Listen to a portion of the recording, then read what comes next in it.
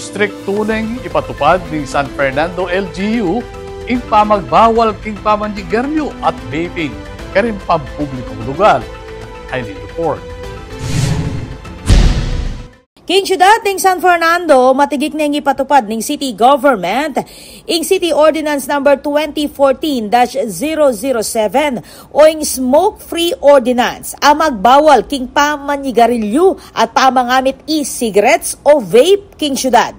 Saklo king pamagbawal reng hanggang pampublikong building at opisina, pampublikong saken, kalupanan ng jeep, bus, tricycle at taxi. Makanyan mo rin kilub at king paligid na reng eskwela, ospital, pisamban, health facilities at reng pasilidad apupuntalan na reng anak.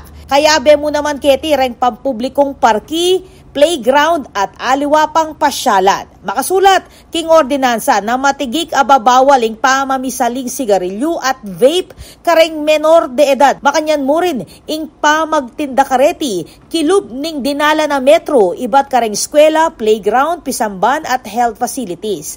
Agpang king city government, ing salang sangketi, mamayaran niya hanggang 5,000 pesos at malyaring masukol, aelampas pabanwa para kareng tindahan at establishmento. Kabang hanggang 2,500 pesos naman at community service para kareng individual na marakap.